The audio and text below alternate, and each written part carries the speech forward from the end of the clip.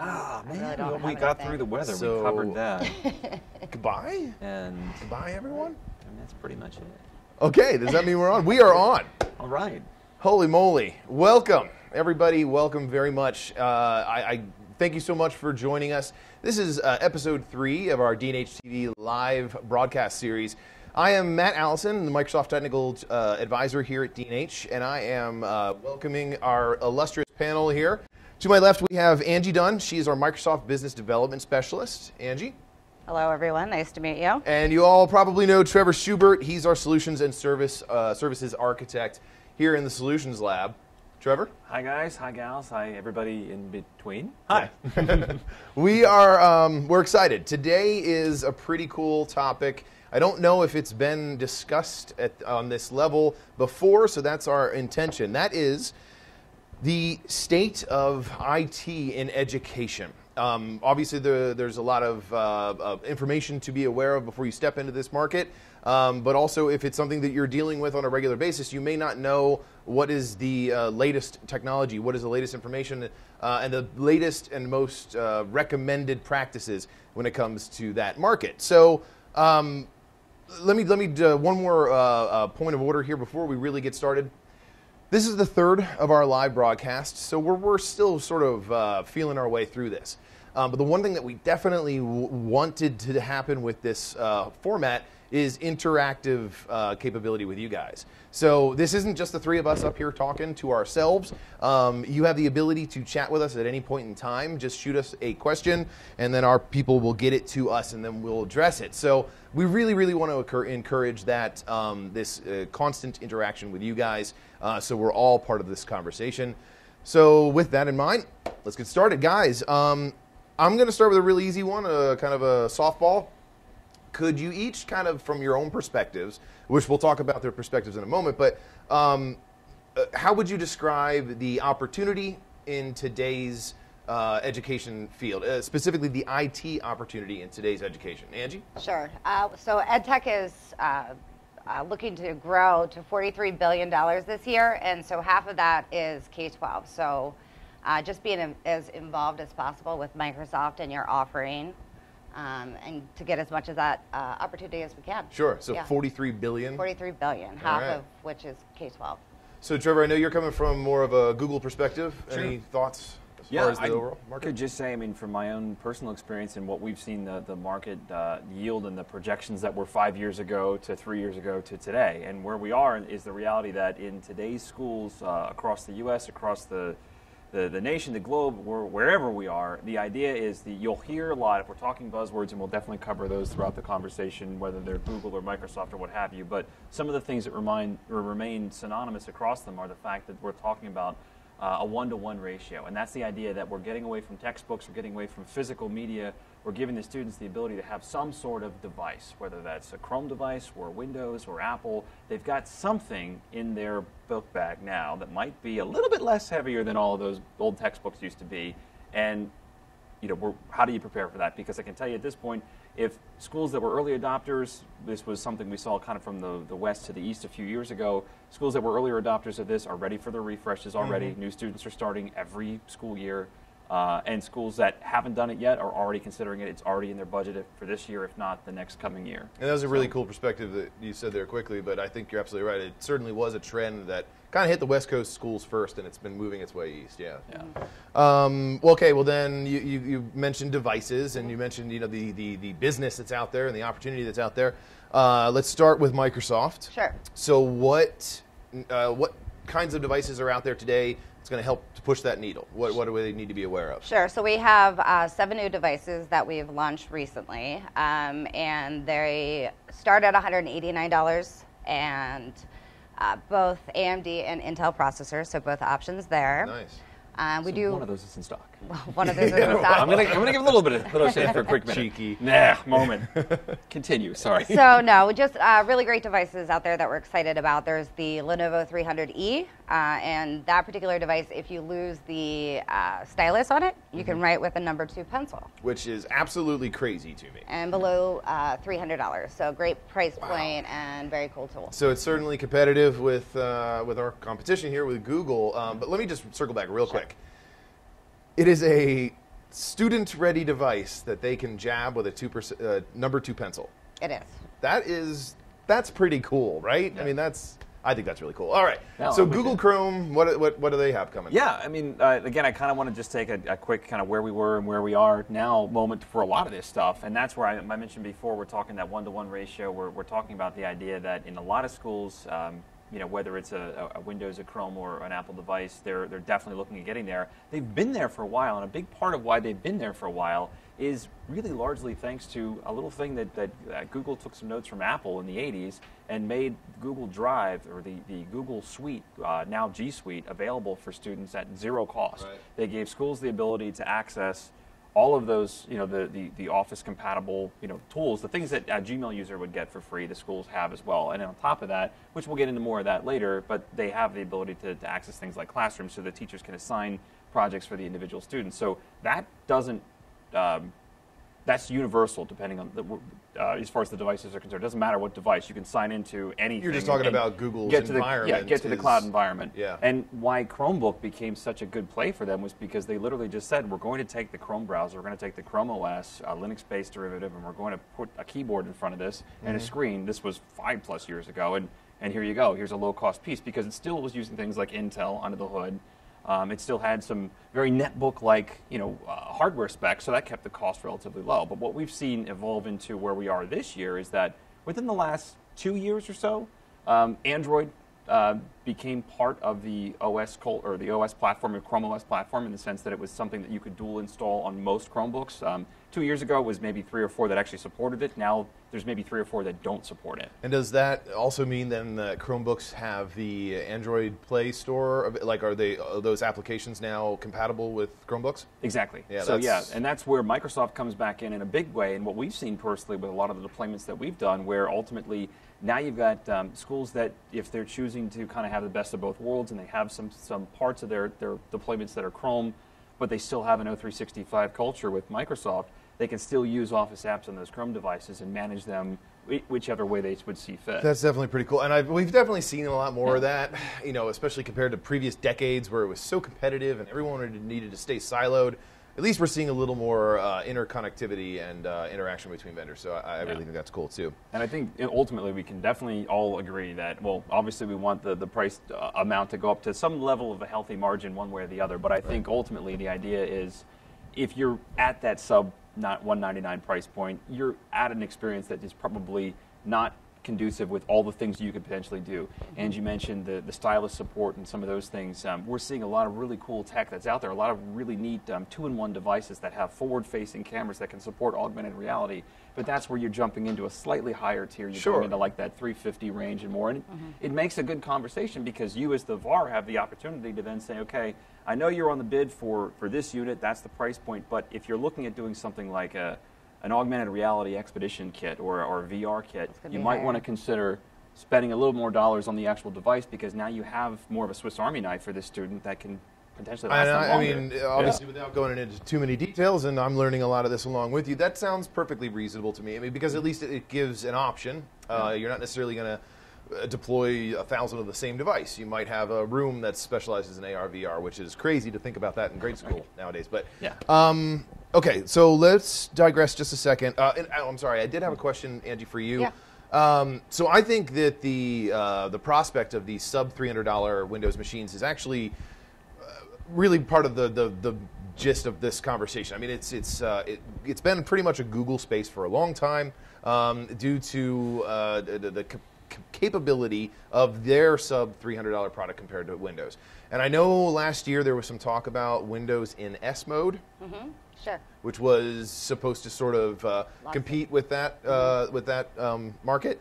What is this a full version of Windows as far as you know for these newer devices that are that sub 300 category, or what it's really doing, it's locking it down, or essentially locking the device down so that you're only able to order through the Windows Play Store. Okay, so that does sound like S mode to me. Yes, it is. Which is, again, when comparing it to a Google product, it's essentially the same thing as far as capability. The Windows Store is very robust nowadays too, with its full compatibility with Windows 10. So. Yeah, definitely. Awesome. Awesome. Okay. All right. Let's head back one more time to Microsoft. I would like to know, Yes. from more of a managerial perspective. So now we've talked about the devices, the opportunity that's out there for those individual devices. Now we've deployed them. How in the world do EDU IT departments manage these devices? What options are available? So Intune for Education is really the best option for doing that. Intune for Education is actually available in our academic bundles for Microsoft 365 as well. So that's giving you a total solution with the Office 365, Minecraft for Education, and then also giving you the security features as well. Sure, with EMS. Yeah. To add to that real quickly, so keep in mind, we've been talking a lot here about Microsoft 365 for a number of months. It's certainly a value product because it is within a single SKU. It gives you the ability to modernize your entire infrastructure, right? This is the education version of it. So it isn't necessarily, it's the same product suite in a sense that it's Windows 10, it's Office 365 and EMS, but they also, as she mentioned, Minecraft for Education, which I find to be remarkably cool to deploy into schools as a learning device. But also, as she's mentioning, a series of security and device management tools as well. So I mean, I don't really want to, I'm thinking whether or not I want to go into too much detail on that. All I can say is for anybody watching, if you're at all curious about mobile device management, MDM or Intune for that matter, give us a call, reach out, because this level of device management and security is absolutely critical and will be more and more so in the coming years. And it's something that I think our reseller base, our customers really could benefit from educating themselves on. So, yeah. Absolutely. With that in mind, I'm a huge proponent of all things Microsoft, so I love their management tools, but I am very curious, where does Google fit in here as far as managing those Chrome devices? Definitely, and like you had said, Matt, I'm Angie as well. I'm really excited to see, personally as a DNHer since 2005, I'm excited to see Microsoft in this space in a very big way with Intune for Education and all the recent improvements they've made to this deployment structure, not just with the price points, but with the idea to manage them, because really in the end, that's what this is all about. We talk about the fact that we're at this 1-to-1 ratio. We're talking about the IT department, and to any of our customers that are listening or watching today, if you've been out to these schools and you've met the IT department, you've probably met Bob or Jill or whoever is ultimately that person, that team of one that's ultimately they're responsible for managing the entire school's network. That's a lot of times what the case is. And Bob might not even be there all day. Bob might have to go to the high school in one day and the middle school the next day. He might be all over the place. Right. So the reality of it is, excuse me, they need to have a cloud-based management for this hardware. They need something that they can effectively look at the devices, make sure that, okay, now here's all the things that these kids have the capability of doing. We're talking about all the good stuff. We're getting to apps, and we're talking about Minecraft for Education. We're talking about G Suite and augmented reality and all these cool things, but we're not really talking about all the things that we don't want the kids to do. And the reality is, if they're not locked down, they have every ability to go to Facebook, to go to off on some YouTube tangent, good or bad, and they might not need them to do that. They might not want them to even do things like access the thumb drive on the or the USB ports on the device itself, because ultimately they might just upload some videos to that thing. So the Chrome's answer to that was the admin console, or the Chrome management license, and that for schools is a retail of $30 per device. So it is a license. Yeah, it's a license per device. unit. Right, it's a license per device. That license sits on the life of the device itself. So it's a perpetual license for schools. They estimate, I think it's 3+ years of support, but ultimately the license ultimately says that device itself, they're rating it to last the next 3+ years. So at some point they'll end support, just like we were just joking about the end of XP support back in the day and all those things. At some point, Chrome OS updates every 6 weeks or so on the dot. I mean, we're on versions, so we're in the low 70s right now. I think it was 30-something when I was first available on it, or first part of it. But it's a lot of updates. Yeah, they push out a lot, and the updates are just done automatically through the cloud. So that's an important question. Can IT management manage those updates? Yes, they absolutely can push them out when they want. They can choose to schedule them. I should say. Sure. No, that we can get right into the weeds for a second, because really, as far as the admin console is concerned, once you have this management license sitting on this $200-300 Chromebook, it now becomes a piece that you can view remotely. You can set what they consider policies within an organizational unit. So any policies that I want to set on that device to say, okay, I like the fact that you're on version 71. You're my testing device. I know my applications for the upcoming Common Core work on this device. I want this one to be married to that. I don't want you to go beyond 71. You're locked down to that channel. You can do that if you choose to. They always have the ability for, and they always encourage in large fleets, that's what they call, big batches of these suckers, for that a group to be on the stable channel, the beta channel, and then potentially have guys on a previous version in case they need to roll it back one way or the other. Just so in case there's something that they inherently need at the school. If there's anything that might be unstable on the beta channel, they can catch it ahead of time and fix it before it goes stable. Well, I actually got a question here from the audience, and All right. I think it would be really applicable. So first of all, thank you for asking your questions. I encourage you to please ask more. But it is, simply put, what... I'm trying to phrase this. Sure. What is the... I'm sorry. I totally lost my train of thought. Wait, what were you just saying about Google Chrome? Oh, it's live, everybody. Yeah, right. It's the thing. Where's the... I do this all the time when it's recorded, and you just never get to see it. You were talking about, or we were discussing about the differences between the stable channel and the beta channel, how often the OS updates, and how you could potentially set up when you'd want to roll those updates out. So what... Thank you. That's okay. So with everything that you've both been describing... maybe there are, this individual, there are others, that aren't necessarily as adept at this sort of device management. What can you both offer in the way of, what can we do as far as training? What can we suggest to them as far as learning these systems so that they can deploy them and manage them? Yeah, no, absolutely. I mean, there's so many. You want me to jump in? Or well, yeah, I mean, we offer free professional training when you purchase A1. If you purchase at least 30 license, then we do offer we break it down based on how many license, essentially, that you're going to buy. Okay. We would then give that much time in professional development or training to the resellers. Awesome. So this is something that we're offering until June. But that's something that we do, and then we do workshops.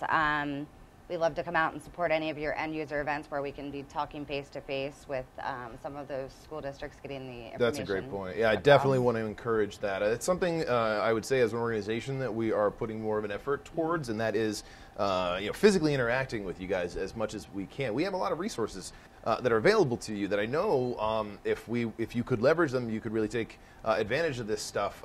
So we're working towards that. And what I mean is us physically coming to your location, training your staff, training yourself so you can train your staff, etc. So nice. I know we talked about that before. Trevor, what? Same question before as far as training Google. Yes, free to answer. 2 words. Okay. I mean, the idea is that if you go to, I believe it's Google's education page. I don't have the exact URL. Probably say google.com/edu or something along like those that. lines. Or you could Google it. Yeah, you really could. You're going to see a host of opportunities as you sign in as a school district, which again makes it so impressive to see how this whole cloud operation works, because they're ultimately looking for you to sign in.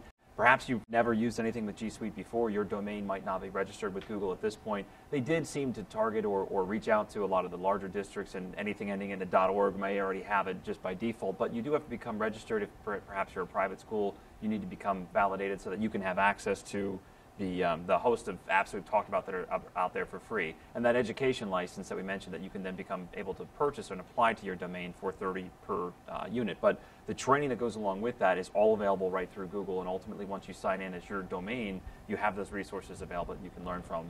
I would say again to Matt, what Matt's saying, we have a host of resources. The Solutions Lab has been a group that's done nothing but promote deep thinking and hands-on experiences with all the devices, and we've done several videos on Google up to this point, as well as Microsoft and everything in between. Lots of stuff on K-12, lots of STEM, STEAM, and VR products that we have videos that I want to make sure that we make sure they have the links to see that they can get to access those. Totally. Because they're all out there. Yeah, I think there's a compelling solution out there for a mixed environment as well. Sure.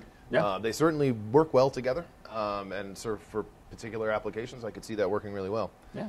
All right, awesome.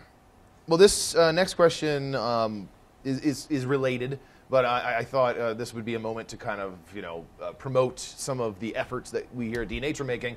And that is, what exactly are we doing here at D&H to help customers handle this sort of workload?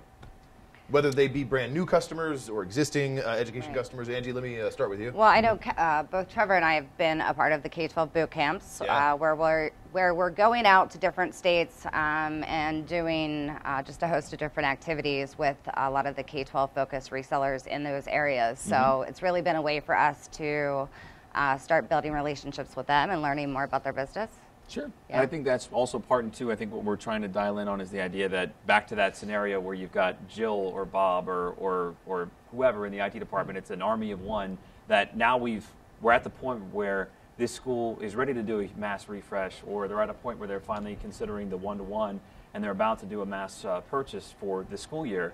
They're trying to get these products early enough in the year that they can get them there over the summer so that they can make sure they're handing them out to the students by the time they come back to school. So I think, Matt, what you might be dialing in on and asking is more about what can we do to support that effort. Right. And that's where, Because I know there's a lot of preparation. I mean, it's one of the longest sales cycles, education sales, right? I mean, so like and short of creating marketing tools about how to make a presentation to your district to explain why your student or why your teachers can't take a vacation this year because they're supposed to go and stay all summer and work on these devices, which we already know is not going to go over very well. We have the ability to spin up services to make sure that whether we're doing something with Microsoft or with Google, we can make sure that those devices that would have been fresh out of the box, factory sealed, now belong to that school prior to being delivered, either through custom service deployment options, which we'll get into for sure, or even above and beyond that, if we're doing like asset tagging or even laser etching, that's universal. What about migration? Can we do migration? Can we help with that, the services side of that? Service side of migration in terms of data migration. Yeah, data migration. Okay, yeah, that's fair. I would say that that's a little bit more of a conversation that we'd have to dial on the exact service to figure out if they're transitioning from one platform to the other, for example. I think the key takeaway, if I may, is that we have been rather practiced over the last few years at handling sort of a white glove device service. So customizing the software to the outside of the box and what it looks like, and then shipping them out ready to open and go. We're still working on the back end side of things as far as data center migration and other sort of integration. Is that Yeah, that's accurate? fair. Is that fair? I'd say that kind of goes into that level of training and that level of kind of understanding how to use the tools that schools would have available to them, specifically on Google side and within the admin console. Those are things that you can do within the admin console when it comes to data migration, or some of those pieces that you would have to be able to walk them through, showing them how to do that if they're uploading like a CSV file of all their student directories, for example. Yeah. It's there. I've done it. It's fun. But it's something that, with either training or even professional development, which is something we're getting closer to dialing on a process to help you transact on. It's something that we could help offer training on. Cool. So for sure. Cool. Well, this is good. I personally feel like we've gotten a lot of information. I got a question or two more here. Cool. But once again, we did get our single question, which honestly I'm thrilled about. That means we have people interacting, but we want to continue to encourage that, because that's what this is all about. For each of you watching, we can see you too. Just kidding. All right. So, one more question for you. What exactly would? So, what exactly would the customer? Would any customer watching now need to know outside of the device? So, okay, they're having a conversation with their customer, with their end user schools, and they determine they need X number of devices. Okay, we got that part down, but it seems to me like there would be a lot of additional infrastructure. Obviously, they're networking and just updating their Wi-Fi and what have you. But then back-end supplies, anything like that. I mean, before I go into more specific questions, let me just start there. What should the customers know going into this kind of business if they're new to K-12? Well, wouldn't you want to look to see what they have in place to try to fit a solution based off of what they have currently and what changes, obviously, certainly they would want to make, right? Bingo. I mean, if it's like anything, if you're being asked for one part of it, make sure that you're firing back and asking additional questions. Okay, you're looking for just the device. What's the device connecting to? What does the network look like? And start trying to figure out the more they let you into having an open conversation and not just fulfilling a bid request, the more opportunities you have to steer that customer in your direction and give them every opportunity to have a better experience overall. I mean, that's fair to say. No, and yeah. I agree 100%. I think the idea of doing, whether we're using our services through D&H Solutions and Services to do what's known as a Wi-Fi audit, we can certainly, or a network audit for that matter, they can look at the topology, look at the hotspots, look at the actual network, try to establish, are we on N? Are we still on G? Are we A or yeah. G? Oh my Yeah. gosh, right? Like, how far back are we going here? Let's do a speed Hey, test a lot and of see. those, Yeah. it's something I was talking to customers Yeah. about recently that, with this refresh of Windows 7 and Server 2008 R2, Yeah. I want everyone to keep in mind that if you have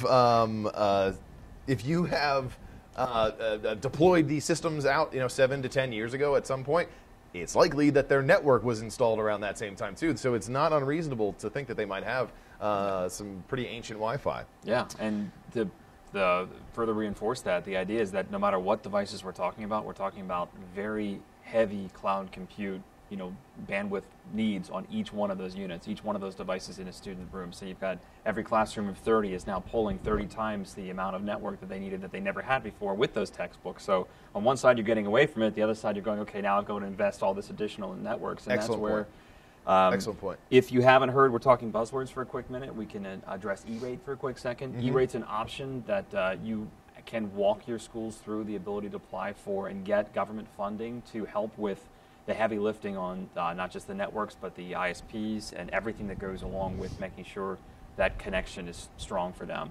I won't get into all the details with that, but I would just say Funds for Learning is one of the partners that we have. That's a resource that's a great one to tap for that kind of information, and they can help walk through how to apply for those and potentially get those grants and that funding.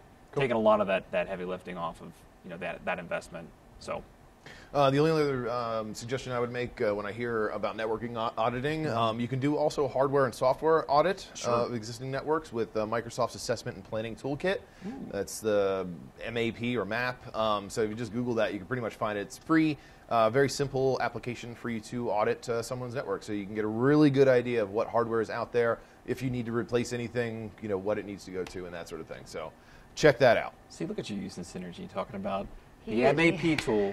Googling how to find it. Yes, I I was made going the to mention that he connection. called that out. Good stuff. Okay, I do have another question here from the audience. Great. Now, specifically, this is to Trevor, but I actually really want to ask you both. The question is really what resources. I mean, I kind of asked this as far as what is D&H doing, but they're asking more or less like what content and resources are available to help sell K-12 through D&H. So we have the Microsoft Education Partner Network, and if you become a partner through the MEAP, I think, there are tons of collateral, tons of templates that you can send out to your customers with the Microsoft logo and information. Awesome. We also offer trainings, workshops. Again, we talked about the professional development. We're doing webinars and then trial in a box where we're sending out basically demo devices. Cool. That you can take into the schools and let them play around with, find out if this is a product that they're interested in going Yeah. with. Nice. So, yeah. Yeah. Yeah, a lot to add. I would just say take that and reinforce that with where that would reside, I think, is on our K-12 page. And if not, it should be there. Yes, Is there? if Okay, it's not good. there, it will be going there. What's that Yes. URL? Yeah, for our D&H customers, if you're going to dnh.com/ I believe it's K-12, Okay. you've got our K-12 page tab available to you that has all the resources we talked about and a lot more. Because they're starting to kind of tip into another part of D&H's offering called Partner Services. And Partner Services, just to sum that up, is you using readily available templates, your name here is sort of templates to be able to put your own brand and your own information with tools and things that were already created for you. So we went and took it a step and above this year for K-12 because we have, I believe, it's at least 6 different resources. Matt, you were available for one of those. And what we did was we had PDF templates that went out that you could present to your schools about different technologies, whether they're about Microsoft or Google, with augmented virtual reality or talking about STEM and STEAM, a lot of the really key things, and also mentioning E-rate as well. But they're also partnered with, they're not live yet, but they're partnered with videos that we had put together, little 5-minute shorts that are completely agnostic that you can take and you can copy, paste, and direct right to your customers about to say, hey, schools, I understand you've been asking about this, that, or whatever. Here's a short video about some of these technologies. If you're interested in this, let's get that opportunity rolling back to us, and we'll help quote it out from there. But great they're to hear. all Definitely, yeah. forward-facing, all available for them That's to great use. to hear. Perfect. So. Yeah, I know personally it's something that we talk about a lot, is just being able to provide end-user ready content. You know, this is obviously information that's still important for everyone from our channel to the resellers and so on, but yeah, it's something that you're able just to take, rebrand, and send off. We're making that effort multiple places than one that I know of. I have always loved being on calls with our customers, or even with the customers and the end users, and you get that epiphany on the call. You hear that moment, they go, "Oh, ooh, yeah, I didn't know you could do that. Yeah, I didn't know that worked that way." Yeah. And knowledge is the absolute most powerful thing. I mean, and especially when you're teaching the teachers on something, you're going into an education institute and showing them something that they didn't know before. They are absolutely endeared with you at that point forward. Awesome. Well, with that, that was a tidy 30 minutes, and wow. I am proud of you both. Very proud. Proud of you too, Matt. Thank you. Listen, this was, I think, an excellent interaction with everyone here viewing it at home and at work right now, but I want to keep this up. So thank you very much for your interaction today. Thank you very much for your attention today. We will be back with more of these live episodes, and if you want to see anything specific brought up in these, absolutely contact us. You can contact the group at solutionslab@dnh.com. And otherwise, have a great one until we see you next time. Until next time. Thank you.